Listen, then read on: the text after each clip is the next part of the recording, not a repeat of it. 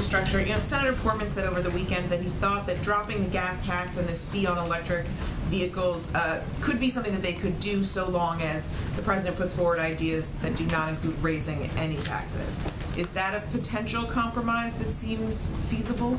Well, again, last I checked, the proposal the president put forward in his initial proposal that has been a part of this discussion to increase investment in tax enforcement, ensure that people who are the wealthiest are paying what they should be paying in taxes, which would raise a significantly larger amount than the gas tax. It does exactly that and should meet his bar.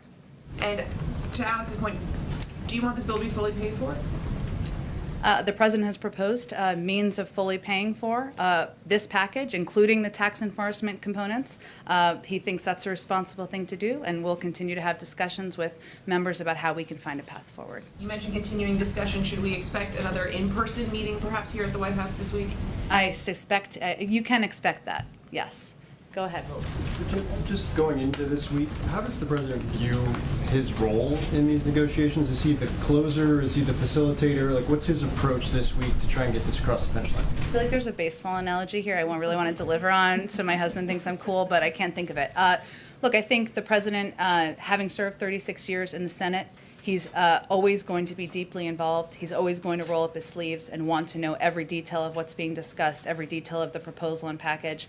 As I noted in response to Mary's question, I suspect he'll have some members here over the next couple of days to have those discussions in person. So I don't know I will leave it to all of you to characterize or give a label for that, but he's ready to roll up his sleeves. The door to the Oval Office is always open, and he'll be deeply involved and engaged in these negotiations over the coming days. And some progressives have made the ask that if you're going to move forward with this bipartisan package, moderate senators commit to them to supporting the reconciliation piece of this as well, the second track, if you will. Will the president also seek that commitment from the moderates if they do move forward on a bipartisan piece of legislation?